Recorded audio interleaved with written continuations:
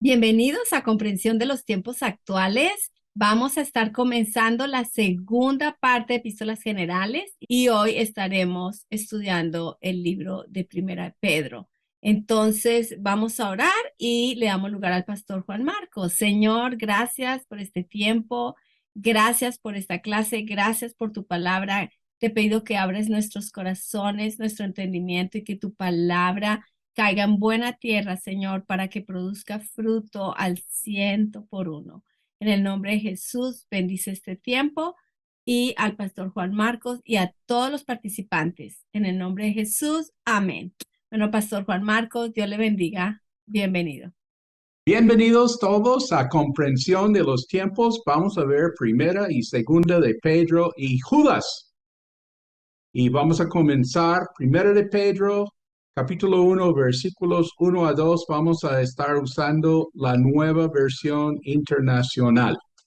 Dice, Pedro, apóstol de Jesucristo, a los elegidos extranjeros dispersos por el Ponto, Galacia, Capadocia, Asia y Bitinia, según el conocimiento previo de Dios el Padre, mediante la obra santificadora del Espíritu, para obedecer a Jesucristo y ser rociados con su sangre, que abunden en ustedes la gracia y la paz. Vamos a tomar apuntes. El autor, Pedro, su nombre, Cefas, conocemos como Simón Pedro, y la palabra Cefas significa caña. Hay una reflexión aquí que comenzó como una caña, comenzó débil y terminó como una roca. Algunos creen que Pedro fue el primer pastor, no papa, pero sí fue el primer pastor en Roma. ¿Dónde está la controversia? Pues tenemos siempre la cuestión que Pablo, cuando escribe a los romanos, no lo menciona para nada. Entonces, realmente históricamente estamos ahí no con base de tener a Pedro en Roma, pero vamos a ver que de esta carta primera de Pedro hay razón de pensar que sí estuvo en Roma. Bueno, de todos modos, no fue papa, él fue casado. El motivo en escribir primera de Pedro es primero para preparar la iglesia para la persecución que venía. Y una tarea en nuestro estudio en primera de Pedro es a subrayar cada vez en esta carta que se menciona la palabra sufrir o sufrimiento. Subrayar ahí en tu Biblia física, así cada vez que diga sufrir o sufrimiento. En el contexto histórico, sí sabemos que el 19 de julio, en el año 64 después de Cristo, tenemos el gran incendio de Roma. Y pues se cree que en esta época que Pedro murió crucificado, cabeza para abajo. Él tenía pues pendiente 30 años, así digamos en forma profética, que él moriría crucificado. Entonces todo esto desata una persecución contra los cristianos. Nerón echa la culpa a los cristianos por este incendio y él toma todo su poderío para perseguir a la iglesia. El segundo propósito en esta carta es para animar a los gentiles, los no judíos. Este es un detalle especial cuando uno piensa que Pedro,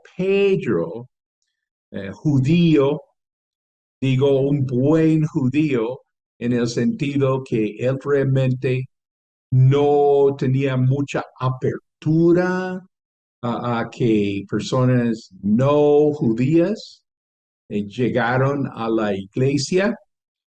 Le costó bastante. eh, ¿Se acuerdan que él tan entusiasmado para ir a la casa de Cornelio?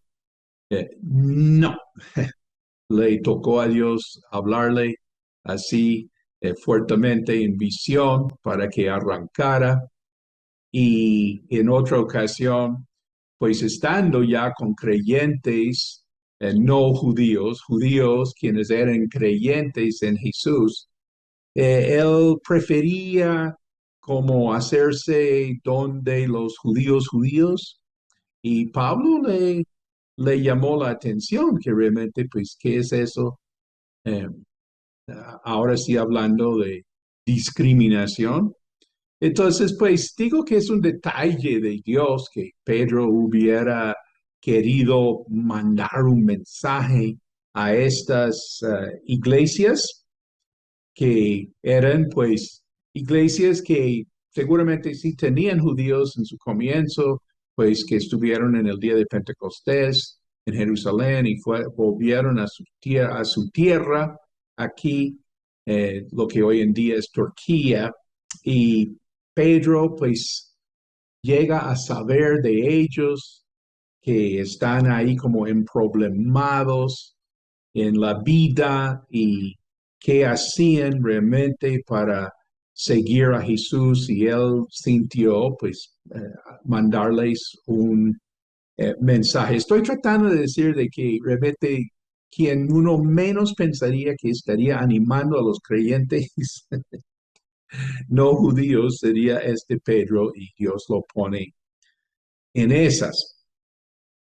Y entonces, ¿cómo los anima? ¿Cómo anima él a estos hermanos que son mayormente no judíos?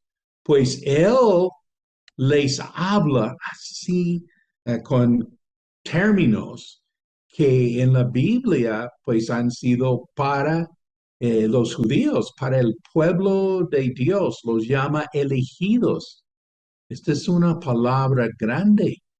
eh, y también dice que ellos, como son de la dispersión, que están ahí, eso también es un término que se usaba hablando de los judíos como esparcidos por todo el mundo mediterráneo. Él los llama nación santa.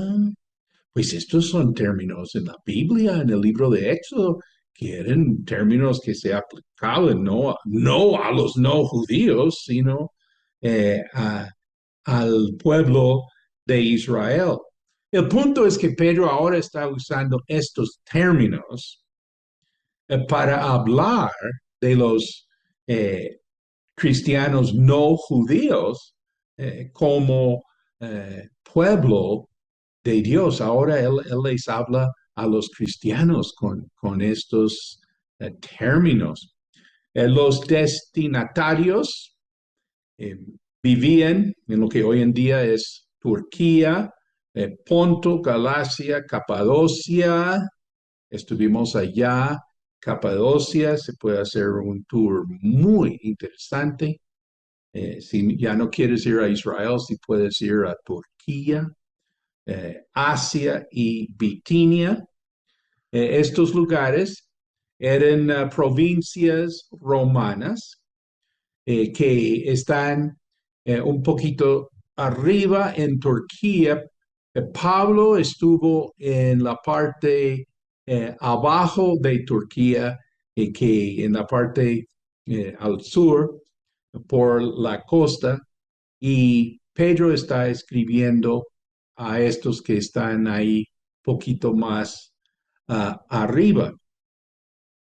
Y pues parece que la iglesia comienza con esos creyentes quienes llegaron después del día de Pentecostés y en poco tiempo había problemas que realmente predicar a Jesucristo traía problemas. David Pawson, un maestro de la Biblia, ya está con Dios, muchos años de maestro.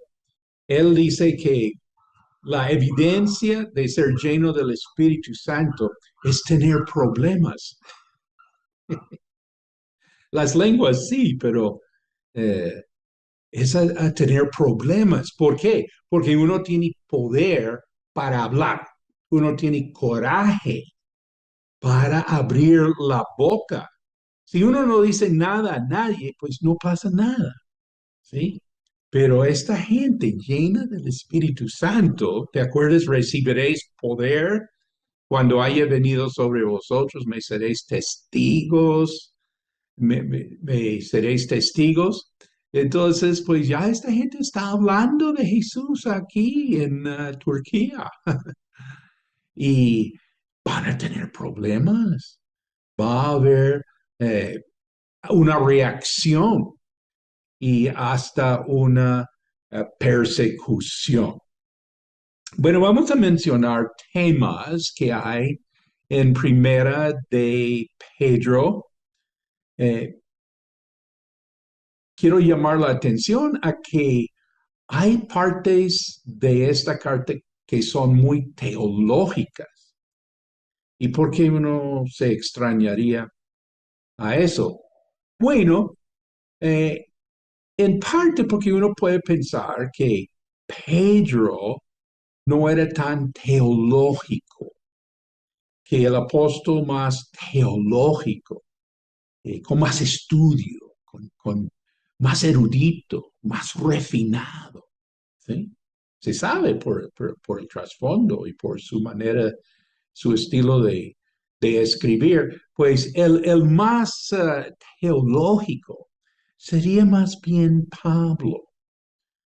Pablo sí, como muy teológico, y Pedro, pues no tan teológico.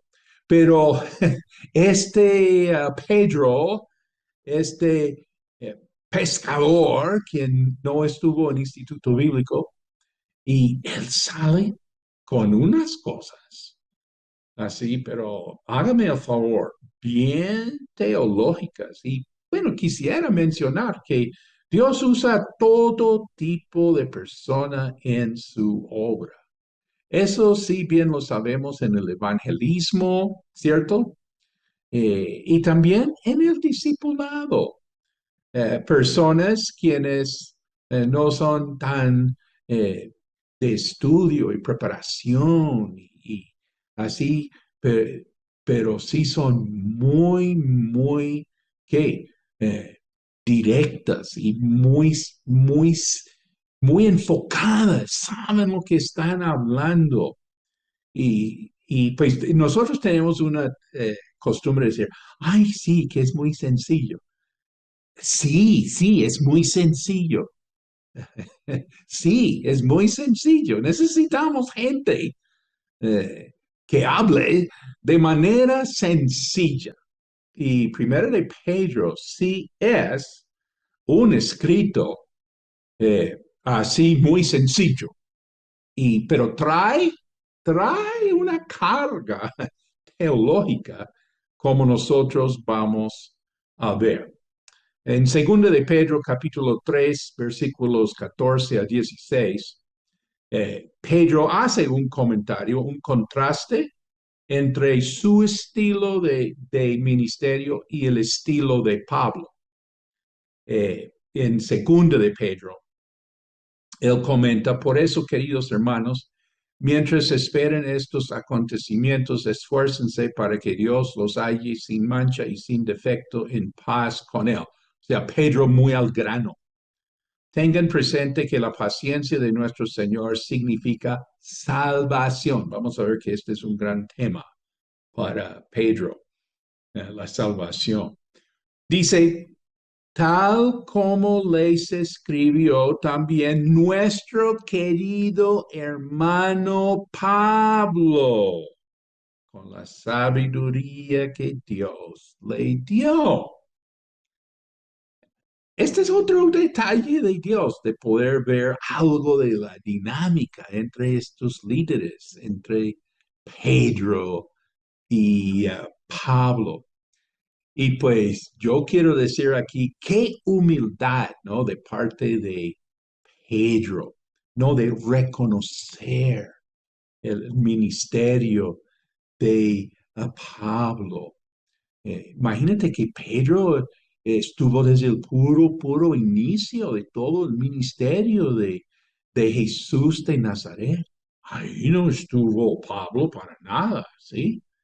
Eh, y entonces, pero Pedro va a reconocer que este hombre tiene sabiduría de Dios, tiene mensaje de Dios. Pues me parece ahí como especial porque de pronto hoy en día uno ve que cómo le cuesta de pronto a un líder reconocer a otro líder su aporte, pues no, no lo tiene en cuenta, no lo menciona para nada. Y aquí está Pedro hablando de Pablo en su carta.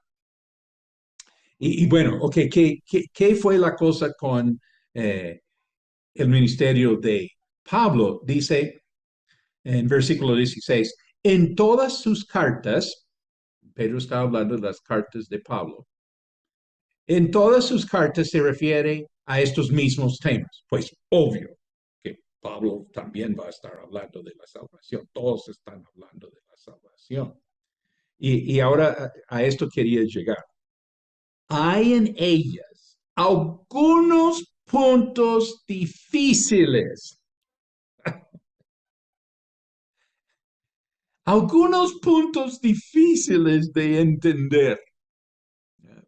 Pedro está reconociendo que este Pablo tiene sabiduría de Dios, pero tiene algunos puntos difíciles de entender.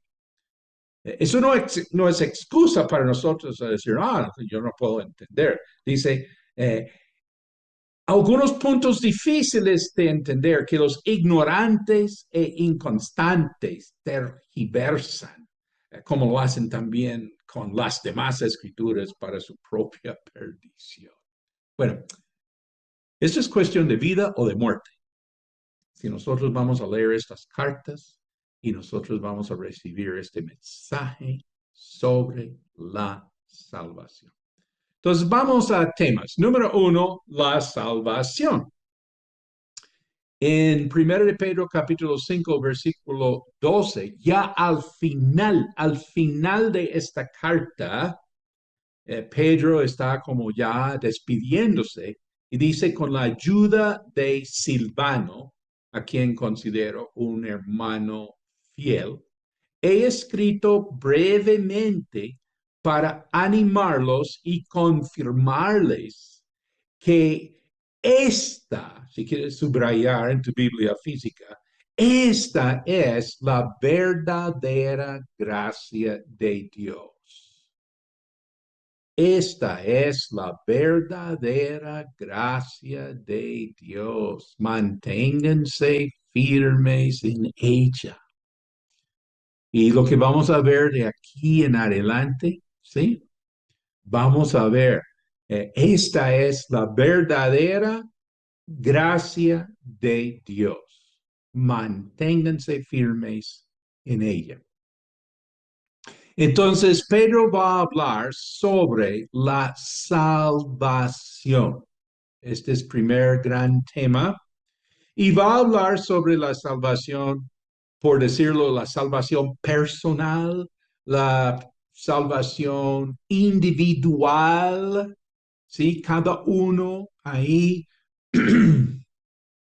ahí se tiene su relación con Dios. Esta es la salvación eh, de uno, es por la palabra de Dios. Y esta salvación nos da una esperanza viva. Muy importante la esperanza. Es que la esperanza, ¿qué es lo que estamos esperando?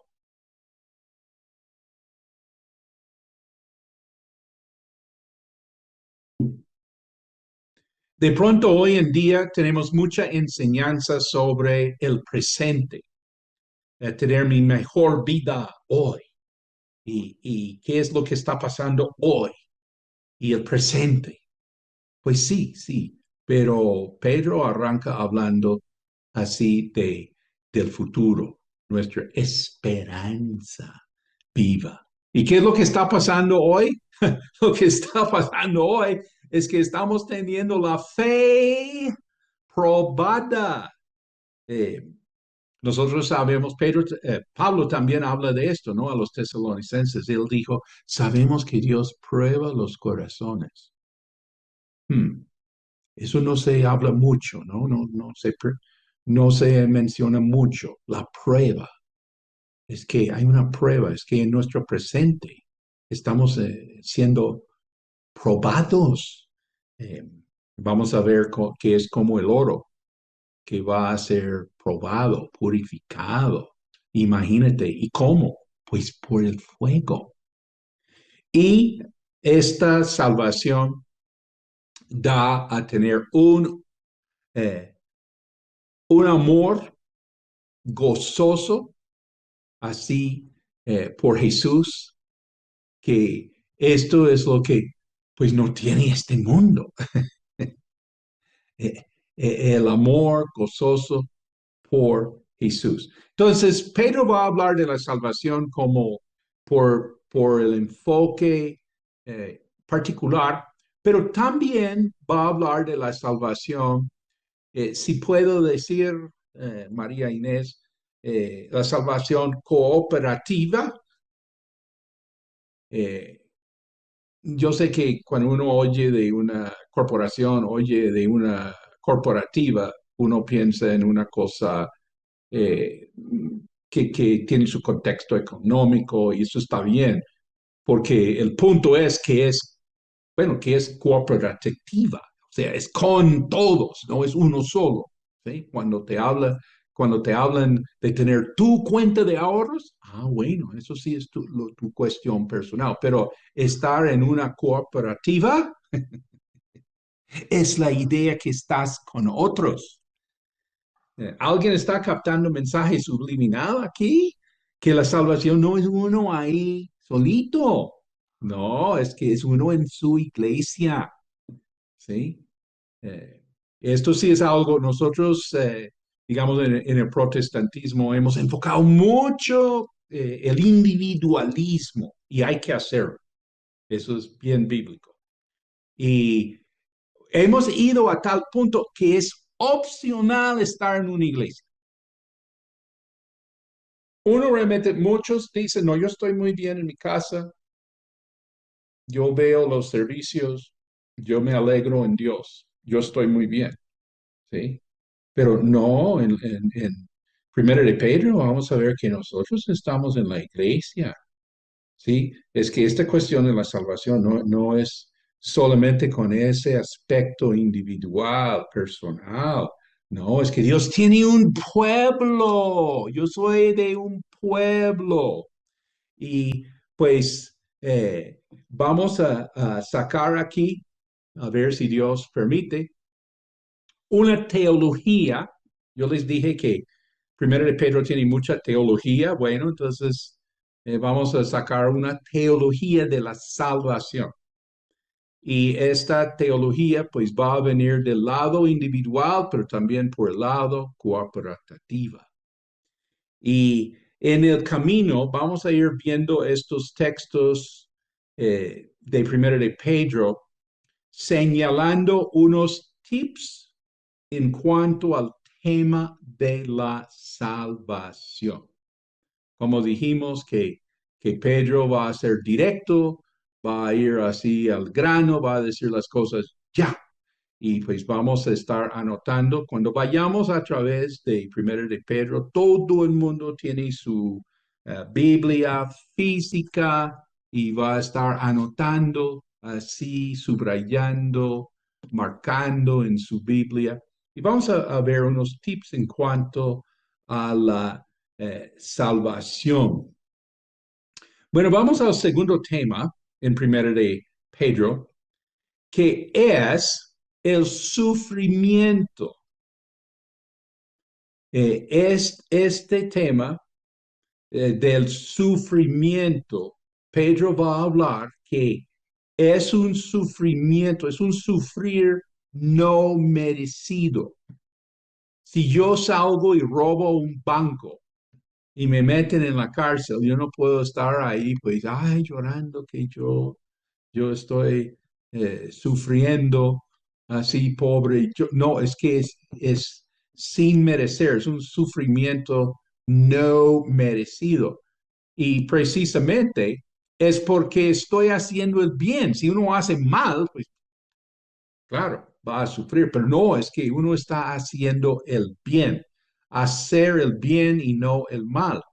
Y este sufrimiento tampoco es vengado, que no me, que me han quitado todo, me han eh, eh, maltratado, entonces yo me voy a vengar. No, esta teología del sufrimiento no incluye la venganza. La venganza es mía, dice el Señor. ¿Sí? Entonces, nosotros no tenemos venganza. Seguimos haciendo el bien, no haciendo mal. Entonces, vamos a ir en primero de Pedro sacando una teología del sufrimiento.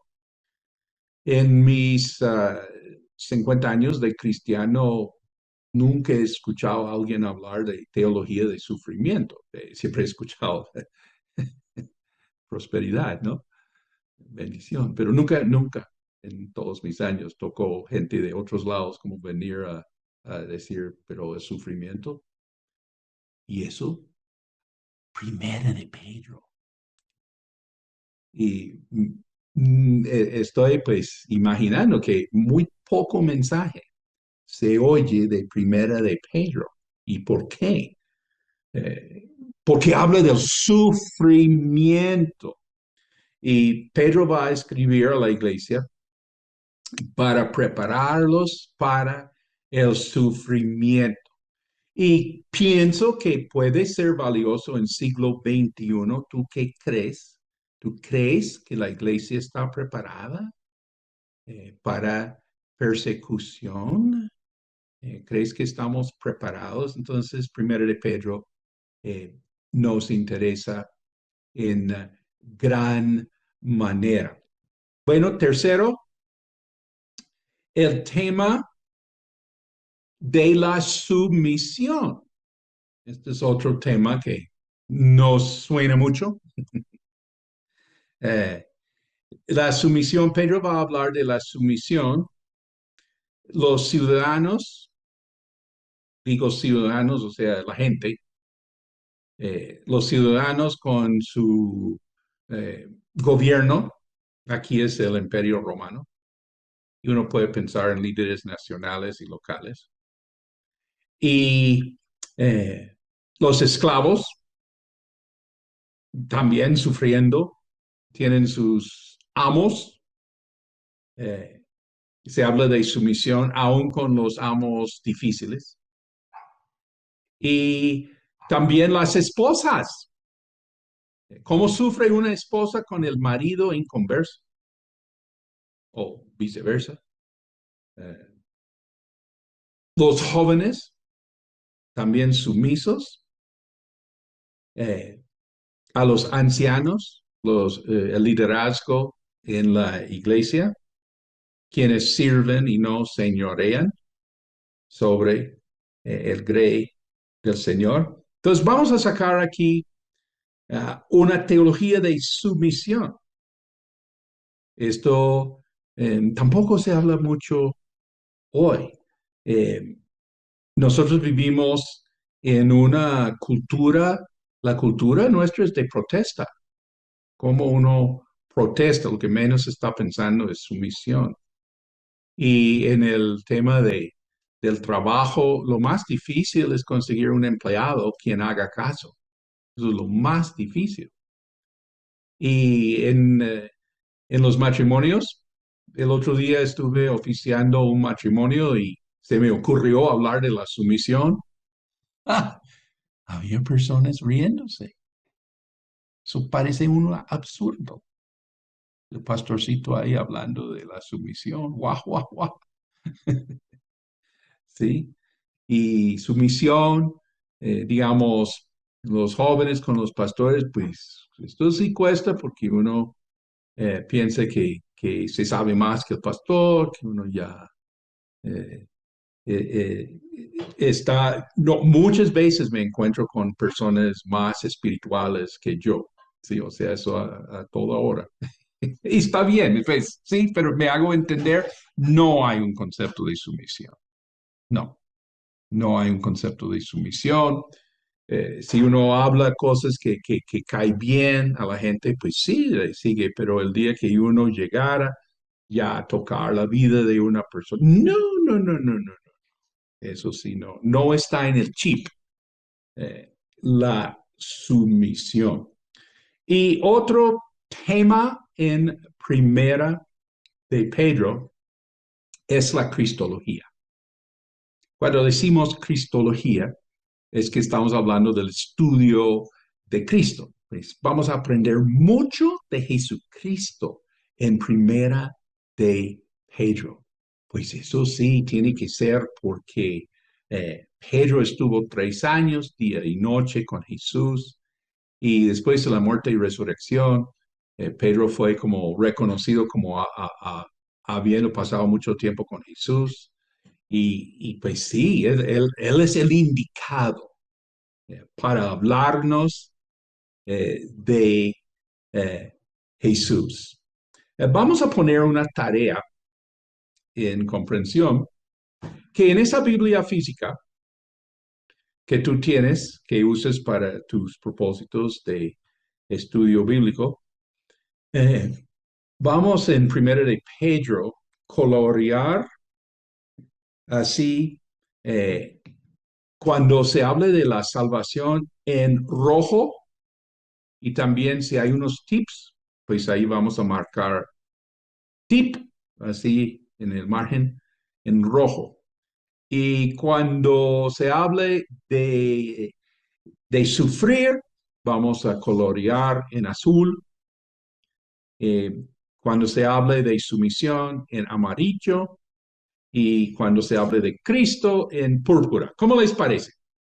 Esto va a ser la manera que uno ha sacado provecho de Primero de Pedro, porque ha hecho así su propio estudio, a ver si es cierto, si no es cierto, que realmente Primero de Pedro habla sobre la salvación, el sufrimiento, la sumisión y de Cristo.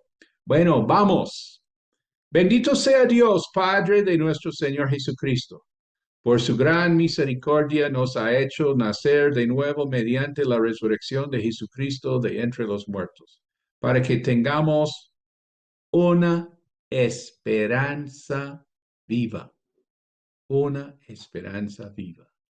Y recibamos una herencia que no se puede destruir, contaminar o marchitar. Tal herencia está reservada en el cielo para ustedes, a quienes el poder de Dios protege mediante la fe, hasta que llegue la salvación. La fe, la salvación, que se ha de revelar en los últimos tiempos.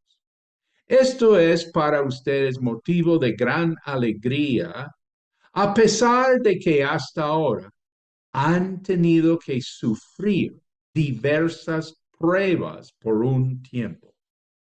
Han tenido que sufrir diversas pruebas por un tiempo. El oro, aunque perecedero, se acrisola al fuego. Así también la fe, de ustedes, que vale mucho más que el oro, al ser acrisolada por pruebas, las pruebas, demostrará que es digna de aprobación, gloria y honor cuando Jesucristo se revele. Ustedes lo aman a pesar de no haberlo visto. Y aunque no lo ven ahora, creen en Él y se alegran con un gozo indescriptible y glorioso. Un gozo indescriptible y glorioso. Pues están obteniendo la meta de su fe, que es su salvación. Entonces vamos a mencionar nuestra teología del sufrimiento. Dice, han tenido que sufrir diversas pruebas por un tiempo. Esa siempre es la perspectiva del Nuevo Testamento. Hay sufrimiento, pero es por un tiempo. Han tenido que sufrir diversas pruebas por un tiempo. Pues realmente la perspectiva bíblica es que la vida de uno es un tiempo, es un breve tiempo. ¿Te has dado cuenta de que tu vida es breve? ¿Alguien como que se ha pillado eso? Que mi tiempo aquí es breve. En Santiago vimos que la vida es como un vapor. ¿Sí? Es breve. Han tenido que sufrir diversas pruebas por un tiempo. Y vemos que todo comienza con el nuevo nacimiento, la nueva vida que nosotros continuamos por fe. Hablemos sobre la fe, pues esta fe está enfocada en la muerte y resurrección. Una persona puede tener fe en muchas cosas, ¿sí? Uno puede tener fe que si muere por causa de su Dios, pues va a tener eternidad con 70 vírgenes. Pues uno puede tener más fe que los cristianos, ¿sí? Se nota en que actúan de acuerdo con sus creencias. O sea, el hecho no es cuánta fe, pero fe en qué. Bueno, nosotros tenemos fe en la muerte y resurrección. El enfoque de la fe es en la resurrección. Y esta fe nos protege y esta fe será aprobada como el oro. El oro sale oro, es oro, pero tiene que ser purificado. Tiene que ser así por el fuego, limpiado de todo contaminación. Nuestra fe será probada.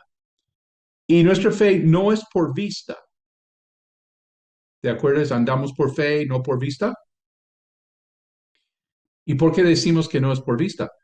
Porque pues el objeto de nuestra fe es el cielo y nosotros no vemos el cielo. Nuestra herencia, nosotros la tenemos en el cielo. Entonces no es por vista. Y esta fe produce gozo, produce gran alegría, según Pedro. ¿Cómo sabes tú que tienes fe en el sentido bíblico? ¿Cómo sabes? Pues tienes gran alegría y tienes gozo indescriptible. Tienes lo que la otra gente no tiene. Y esta fe tiene su meta, una meta que es la salvación. Nosotros hemos comentado sobre El progreso del peregrino, el libro cristiano más famoso después de la Biblia, que más se ha leído en 500 años, es El progreso del peregrino. ¿Y por qué? Porque este libro es tan famoso. Solamente en tiempos modernos los cristianos no lo leen. No me explico por qué. Pero por 500 años este libro ha sido súper, súper leído. El libro más importante después de la Biblia en el cristianismo es el progreso del peregrino. ¿Oíste? El progreso del peregrino. Sí, John Bunyan tomó de Primera de Pedro. Así este enfoque. ¿Cuál enfoque? Que la fe tiene su meta, que vamos hacia una meta, que es la salvación. Bueno, seguimos.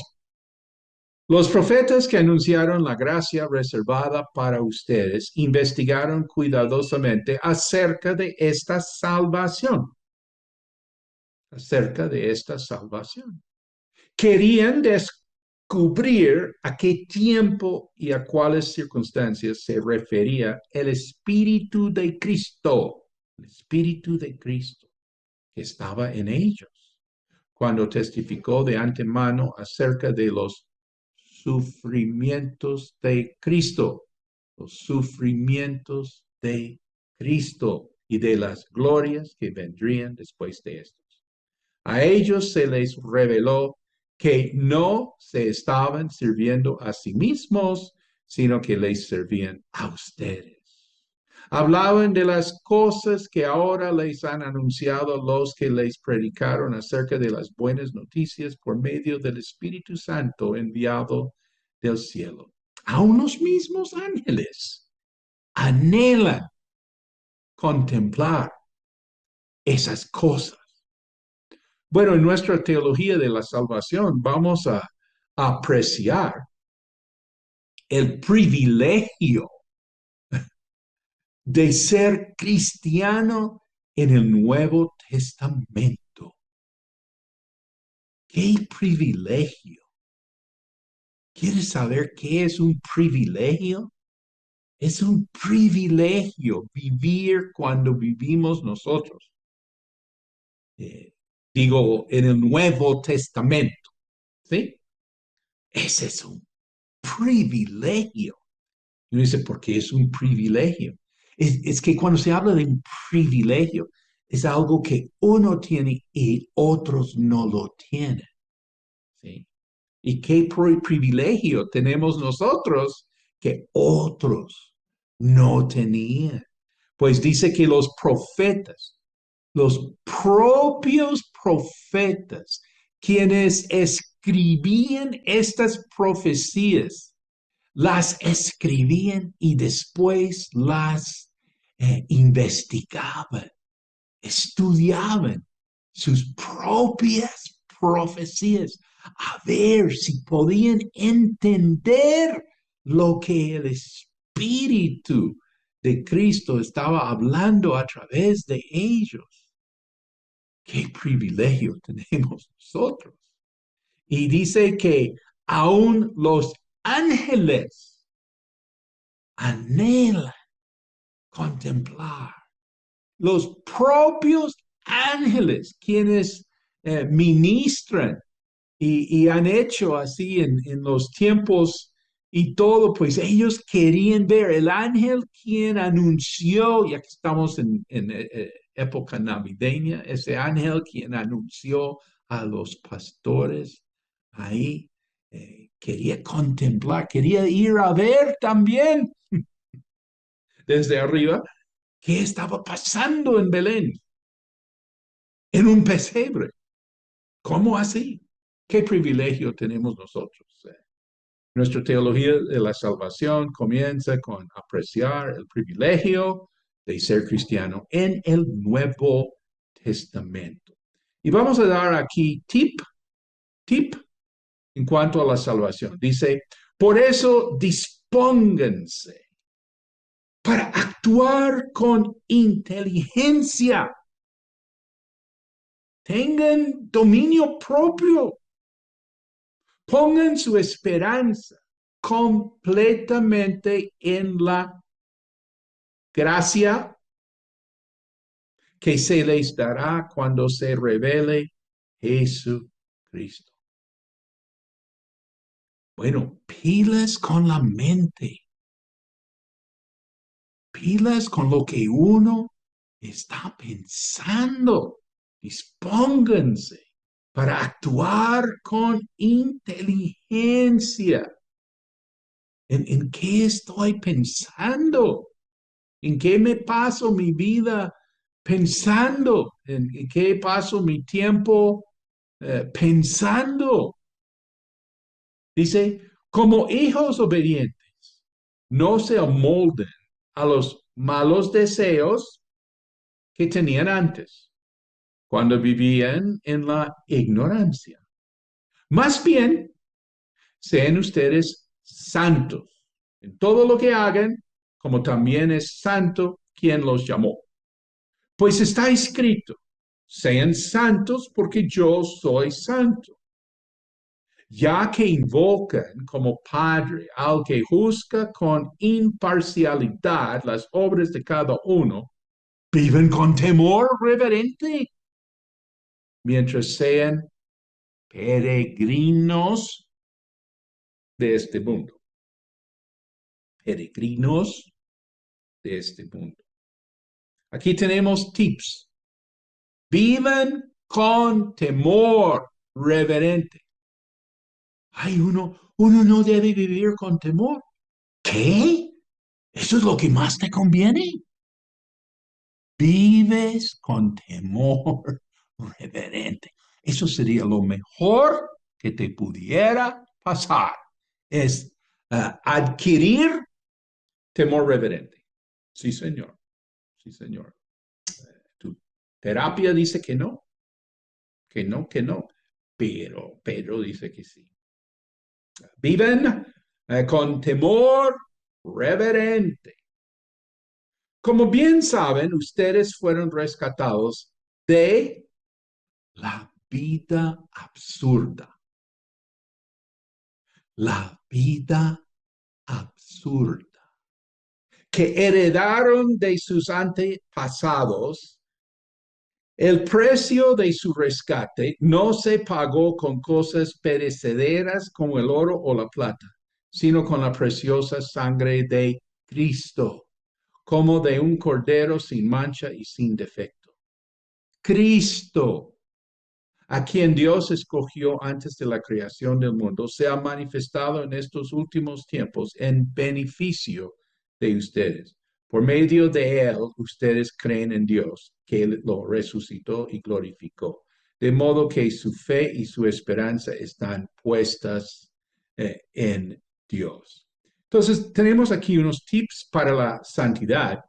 Dice, como hijos obedientes, no se amolden a los malos deseos que tenían antes cuando vivían en la ignorancia.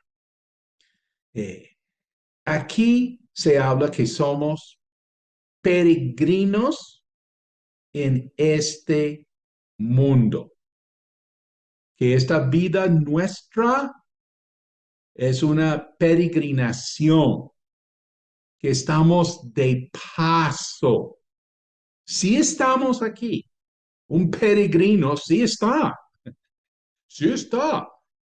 pero realmente esto no es de él. Esto no es para él. Él está en su peregrinación. Esto es un buen tip en cuanto a los deseos que nos quieren eh, tomar. Y dice aquí la vida absurda. Me fascina como la nueva versión internacional pone la vida absurda. Eh, Otra versión, la Reina Valera, dice en vuestra vana manera de vivir, vana manera de vivir. Otras versiones dicen la manera vacía, una manera vacía, es una vida vacía. ¿A quién llegó a los pies de Cristo? Porque se dio cuenta que su vida era vacía. ¿Alguien tiene ese testimonio? Uno como que entendió, oiga, ¿esta vida qué? Es interesante, hay testimonios de personas quienes llegan porque todo está mal en su vida y gloria a Dios que llegaron. Pero hay otras personas quienes llegaron cuando todo estuvo bien, hasta buenísimo. Curiosamente, ese es el testimonio mío y de mi esposa. Pues nosotros dos, cada uno aparte, llegó a los pies del Señor en el mejor momento en la vida. Y gente que me conoce dice, pero ¿por qué? ¿Por qué te convertiste? Porque tú estuviste bien, ¿sí? Ellos no entienden que uno puede tener todo, pero ¿qué? Vacío. Hay un vacío que solo Dios puede. Otra versión dice que esa vida sin sentido. Y sigue siendo mi favorito en la nueva versión, que dice, esa vida absurda, que estás viviendo una vida absurda. ¿No lo ves? La Biblia lo dice, que heredamos una manera de vivir absurda. Un misionero del Medio Oriente contó que en los países no se puede sacar una Biblia. No se puede sacar así. Mira, mira, la Biblia dice, no se puede. Se puede mandar a la cárcel. Oiga, tú y yo vivimos en un lugar donde sí se puede sacar todavía una Biblia. ¿Sí? ¿Sí? Qué privilegio, ¿no? No todo el mundo tiene ese privilegio. No, no todos los evangelistas tienen la oportunidad de sacar una Biblia a mostrar a la gente. Entonces, lo que nos contó el misionero es que lo que hacen los cristianos es escribir textos de la Biblia, partecitas de la Biblia, en papelitos, así, en un papelito, y eh, entablan una conversación con una persona y muestran lo que dice el papelito. Si pasa un policía, dice, ¿ustedes qué están hablando? ¿O qué? No, no, nada, nada. Sí. Y ese papelito, no, pues míralo si quieres. Pues es un papelito. Pues es un papelito. No hay problema, es un papelito. Si fuera una Biblia en la mano, qué gran problema. Bueno, a lo que voy es que eh, quisiera, tengo que escribirle al misionero y decirle, este sí es un buen versículo, que nosotros heredamos una manera eh, absurda de vivir. Y a ver qué, si suena o no suena. La vida absurda. Eh, y otro tip en cuanto a la salvación es recordar el precio de su rescate. Yo sé que nosotros decimos, y bien dicho, la salvación es gratis, pero no sé por qué me siento mal que gente lo dice de una manera, la salvación está gratis. Sí, sí, yo entiendo que la salvación es gratis. Yo entiendo, pero ¿por qué me siento tan mal? Pues creo que es porque eh, no se está apreciando el precio que se pagó. Sí es gratis. ¿Qué estoy tratando de decir? Pues bueno, de pronto por otro lado voy a decirlo así. Nada en esta vida es gratis. ¿Sí? Tú entiendes que hay dos maneras de pensar. Que me van a dar las cosas gratis. ¿Sí? Eso sí, gratis. O a reconocer que todo tiene su precio. Todo tiene su precio. Una vez más, todo tiene su precio. ¿Sí? Si me van a dar algo, buenísimo, pero alguien pagó por eso. Imagínate, estamos hablando ahora de la salvación, que sí es gratis. Amén, amén. Amén. Pero tiene precio, ¿sí? El precio, Pedro está haciendo recordar el precio de su rescate. Seguimos. Ahora que se han purificado, obedeciendo a la verdad y tienen un amor sincero por sus hermanos. Un amor sincero por sus hermanos. Ámense de todo corazón los unos a los otros. Pues ustedes han nacido de nuevo, no de simiente perecedera, sino de simiente imperecedera, mediante la palabra de Dios que vive y permanece. Porque todo mortal es como la hierba y toda su gloria como la flor del campo. La hierba se seca y la flor se cae. Pero la palabra del Señor permanece para siempre. Y este es el mensaje de las buenas noticias que se les ha anunciado a ustedes. Entonces, aquí estamos con este tema de la teología de la salvación. Mira, el amor sincero, por favor. Jesús se agarró con los judíos, con los fariseos, en Juan capítulo 5 42, él les dijo, ustedes no tienen el amor de Dios. Mucha teología, mucho conocimiento, mucha supuesta santidad, pero ustedes no tienen amor. Ustedes no son salvos. No son salvos, no tienen amor.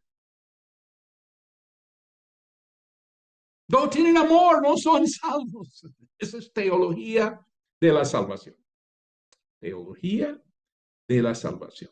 Y este amor sincero, proviene de una conversión genuina. Es el resultado de un nuevo nacimiento. En capítulo 2 vamos a tener tip.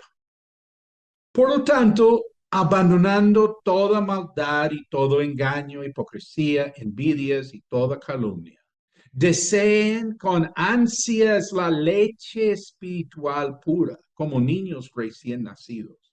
Así que por medio de ella crecerán en su salvación. Crecerán en su salvación. Ahora que han probado lo bueno que es el Señor. Cristo es la piedra viva, desechada por los seres humanos, pero escogida y preciosa ante Dios. Al acercarse a Él, también ustedes son como piedras vivas con las cuales se está edificando una casa espiritual. De este modo llegan a ser un sacerdocio santo para ofrecer sacrificios espirituales que Dios acepta por medio de Jesucristo. Así dice la Escritura, miren, yo pongo en Sión una piedra angular escogida y preciosa, y el que confíe en ella no será jamás defraudado. Para ustedes los creyentes, esta piedra es preciosa, pero para los incrédulos, la piedra que desecharon los constructores ha llegado a ser la piedra angular y también una piedra de tropiezo y una roca que hace caer. Tropiecen al desobedecer la palabra para lo cual estaban destinados. Pero ustedes son descendencia escogida, sacerdocio regio, nación santa,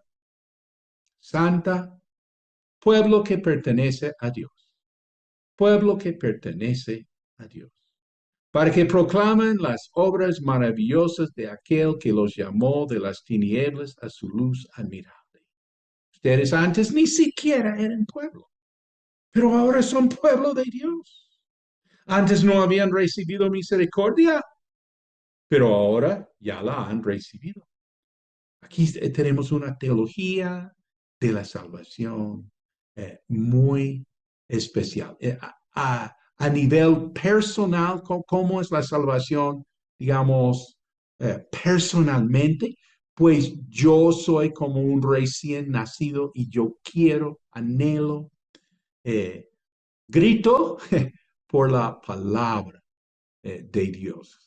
Y como ese recién nacido quiere la leche. ¿Cierto que hay que animar a los bebés que piden la leche? ¿Cierto? Yo creo que ya no voy a animar más a la gente a leer la Biblia. Si no quieres, pues déjalo así. ¿Qué estoy gastando mi vida a que gente quiera leer la Biblia? ¿Qué es eso? No, no, no, no. No, no, no. Es que realmente cuando nace ese bebé, lo que está pidiendo a gritos es esa alimentación, esa leche materna. Y uno nace de nuevo y mejor está demandando que le den Biblia. ¿O no? ¿O no? ¿Sí? Dice, deseen con ansias la leche espiritual pura como niños recién nacidos. Así por medio de ella crecerán en su salvación. Yo sé que me van a contestar, a decir, sí, pastor, pero lo que falta es lo que dice aquí Pedro, ahora que han probado lo bueno que es el Señor. Si uno no ha probado, realmente si no ha nacido de nuevo, pues esto no funciona. Y tienes razón, yo tengo que reconocer eso, que estamos aquí pues tratando de animar a una gente a interesarse en la Biblia y no, no, realmente no les llama la atención, que es la dura verdad.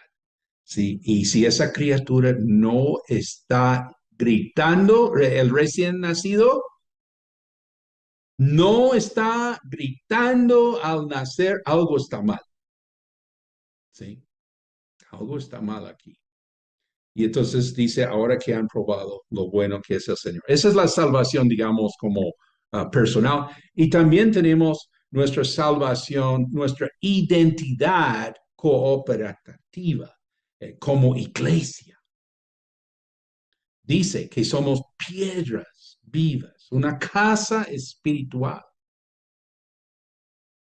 Y dice aquí simplemente, muy simplemente, dice los creyentes. ¿Qué somos tú y yo? Creyentes. ¿Sí? Creyentes, los creyentes. Y dice que somos sacerdocio santo. Esto es algo monumental de referir a la iglesia, a estos que no son judíos, como sacerdocio santo. Descendencia escogida, sacerdocio regio, pueblo de Dios. Pues ahí Pedro está diciéndolo como con mucho cariño, ustedes no eran nada, no eran pueblo, y ahora sí son pueblo. Así es, pueblo de Dios. Imagínate la cristología que estamos sacando aquí, que Cristo es la piedra viva, una piedra angular, escogida y preciosa. Y viene el tip de vernos como extranjeros y peregrinos en este mundo. No te amañes en este mundo. Vimos en comprensión de los tiempos, no améis al mundo ni las cosas que son del mundo. Extranjeros y peregrinos en este mundo. Queridos hermanos, les ruego como extranjeros y peregrinos en este mundo que se aparten de los deseos pecaminosos que combaten contra el alma. Mantengan entre los incrédulos una conducta tan ejemplar que aunque los acusen de hacer el mal, ellos observen las buenas obras de ustedes y glorifican a Dios en el día de su visitación.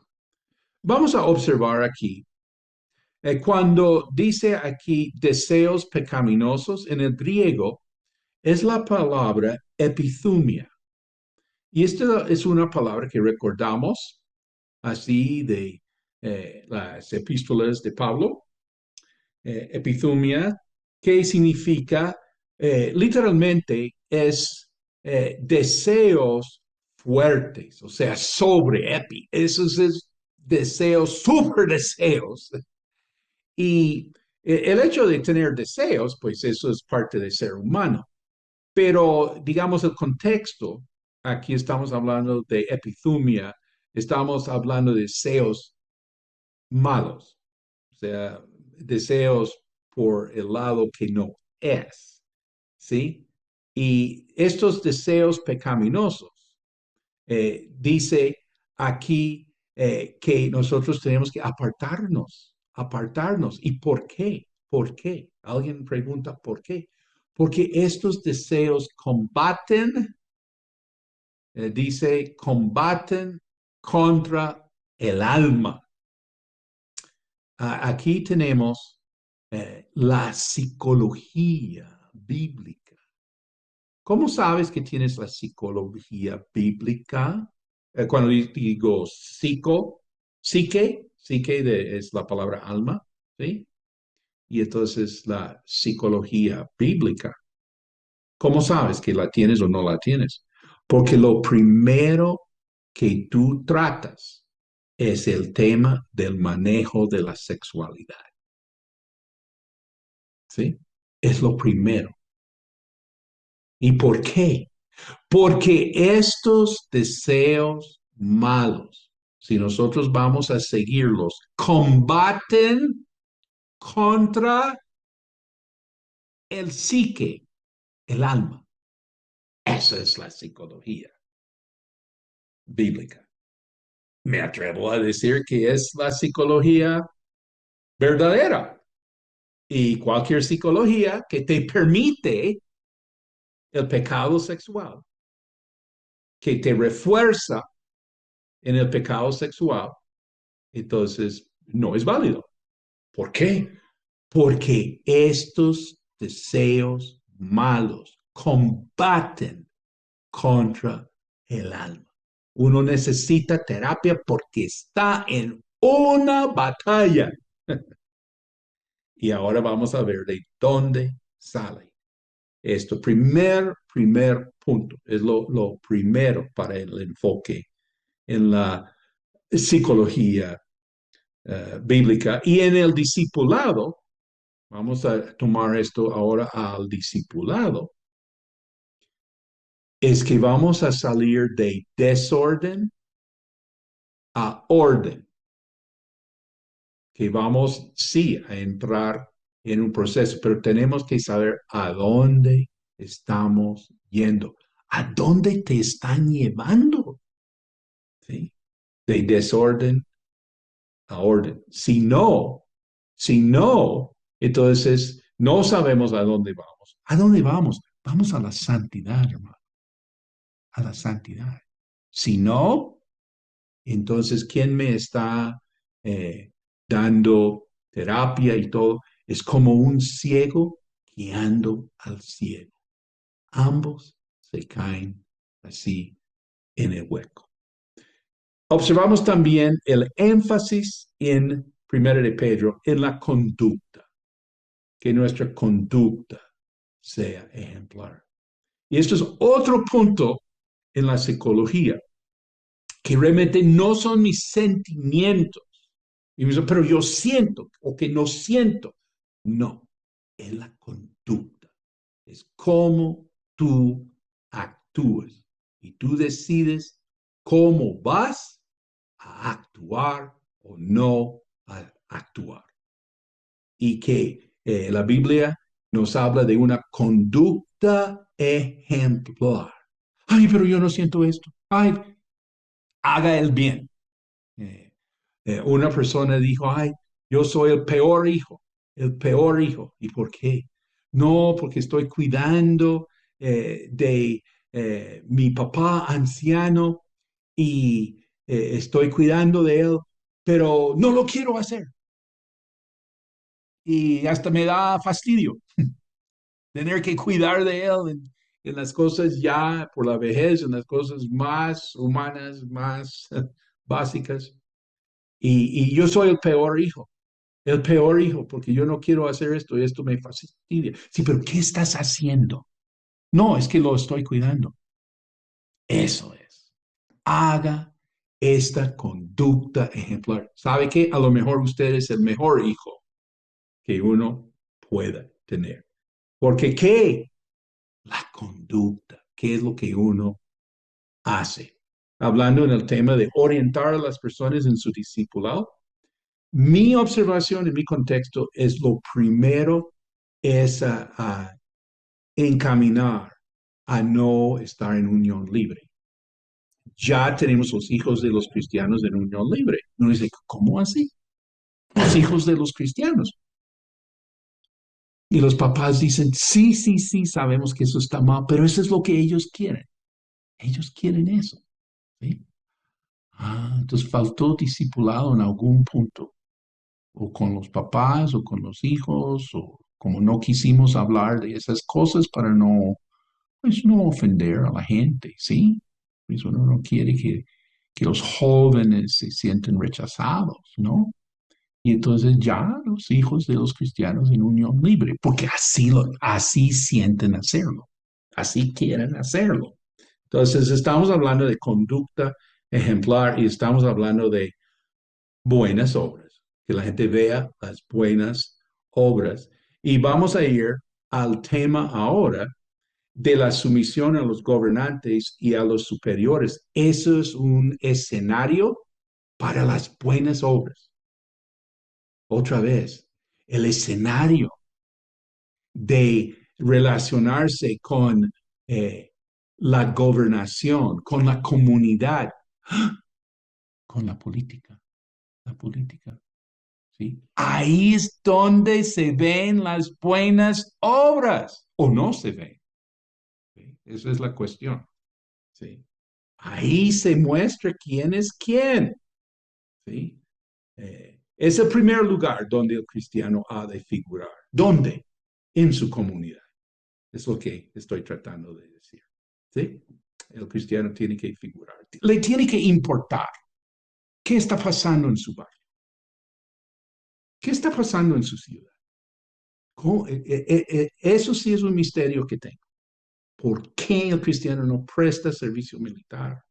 No quiere colaborar a la policía, no quiere apoyar las instituciones. No me explico. Y uno entiende que todo eso es imperfecto. Uno entiende. Y que yo entiendo que este mundo pasará. Sí, pero no me explico, no me explico. Pedro aquí, Pedro está diciendo, ¿dónde vamos a ver quién es quién? En su sumisión y en sus buenas obras, en sus buenas obras y en su sumisión, en su conducta, en su testimonio. Es este escenario público, llamémoslo así. Dice, sométense por causa del Señor a toda autoridad humana, ya sea al rey como suprema autoridad o a los gobernadores que él envía para castigar a los que hacen el mal y reconocer a los que hacen el bien. Porque esta es la voluntad de Dios, que practicando el bien hagan callar la ignorancia de los insensatos. Eso es actuar como personas libres, que no se valen de su libertad para encubrir su maldad, sino que viven como siervos de Dios. Den a todos el debido respeto.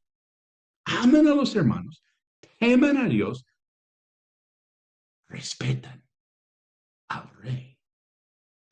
Esta es la teología de sumisión que estamos pues viendo como esto tiene que ver, voy a decir, con el ciudadano. Realmente en el tiempo del Nuevo Testamento, no todo el mundo tenía ciudadanía romana. Bueno, en ese sentido. Pero estoy tratando de decir ciudadano en el sentido, los que viven, todo el mundo. En esta teología, el ciudadano tiene que practicar el bien. ¿Y qué?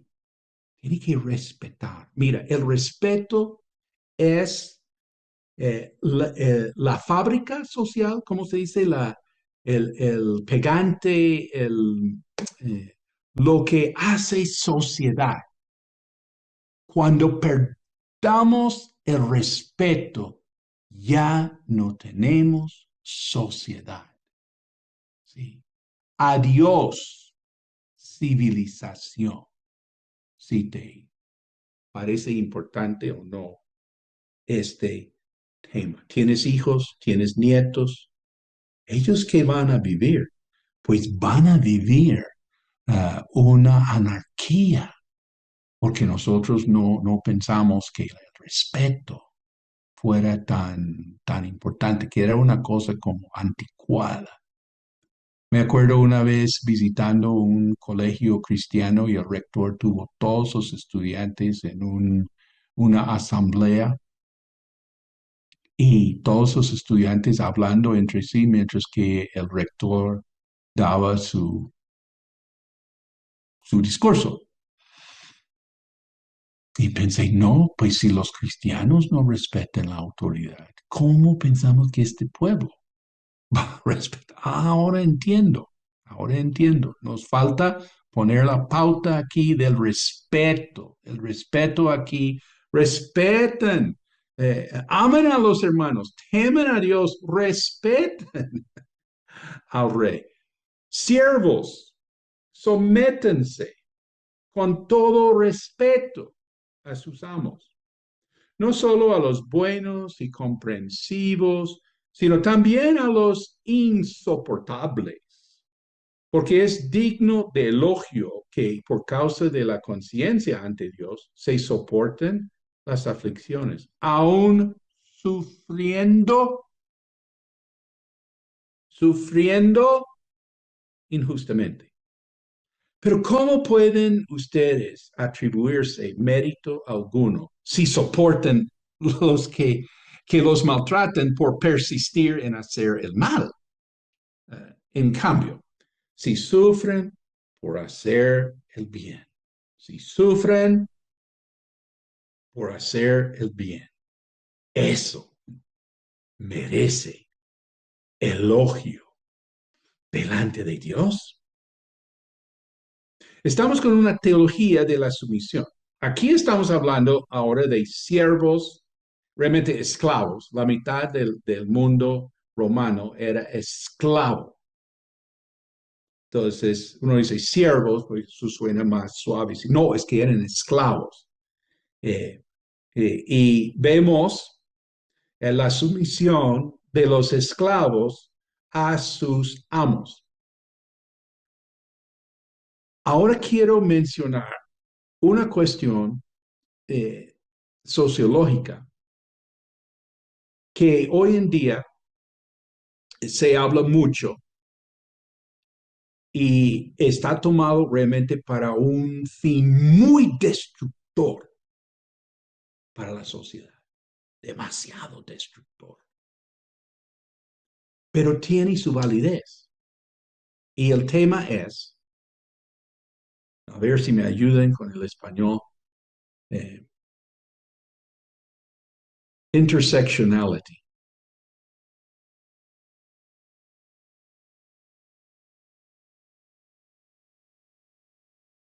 Si han oído, los que viven en Norteamérica han escuchado mucho que se habla de intersectionality. Viene de la palabra intersección. ¿Qué es una intersección? Bueno, ahí en mi esquina, aquí hay una intersección donde vías se, se unen, se cruzan, es una intersección. Bueno, ¿y eso qué tiene que ver con la sociología? Pues tiene que ver con que un factor afecta otras cuestiones, ¿sí? Y todos se unen, todos se convergence, se converge, ¿sí? todo intersecciona, todo se une. Por ejemplo, si yo soy de cierto nivel en la sociedad, ese nivel afecta mi situación afectiva, mi situación económica, mi proyección para la vida, y si soy también esto o esto y esto, todo se intersecciona. No es un solo factor. No, es que es una intersección. Bueno, eso digo que se está usando para destruir la sociedad, pero el concepto es válido y lo vemos en la Biblia. ¿En qué? ¿En qué? Que vamos a ver cómo el tema de la sumisión intersecciona con el sufrimiento, la salvación con el sufrimiento con la sumisión con la salvación. Intersecciona. No son temas aparte. Dice, no, no, no, yo solamente quiero hablar de mi salvación. Yo no quiero hablar de someterme. No se puede. Es que todo se intersecciona. ¿Sí? Y aquí estamos ya entrando a ver que el hecho de ser cristiano y el hecho así de sufrir, ahora la situación, si me someto, no me someto. Y si me someto, sufro más. ¿Sí? Todo se relaciona. Dice, es digno de elogio que por causa de la conciencia ante Dios se soportan las aflicciones, aun sufriendo injustamente. Si sufren por hacer el bien, eso merece elogio delante de Dios. Este sí es un concepto que poco se habla. Sufrir injustamente. Dice, para esto fueron llamados, que Cristo sufrió por ustedes y les ha dado ejemplo para que sigan sus pasos. Él no cometió ningún pecado ni hubo engaño en su boca. Cuando proferían insultos contra él, no replicaba con insultos. Cuando padecía, no amenazaba, sino que confiaba en aquel que juzga con justicia. Uno dice, ¿dónde está la justicia? Tranquilo, hermano. Confiaba en aquel que juzga con justicia. Él mismo en su cuerpo llevó al madero nuestros pecados, para que muramos al pecado y vivamos para la justicia.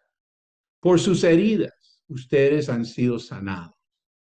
Antes eran ustedes como ovejas descarriadas, pero ahora han vuelto al pastor que cuida de sus vidas.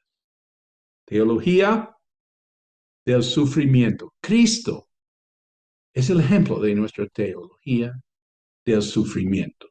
No cometió ningún pecado, no insultaba, no amenazaba, confiaba en aquel que juzga con justicia. Asimismo, esposas, pero mañana hablemos de las esposas. Que Dios les bendiga.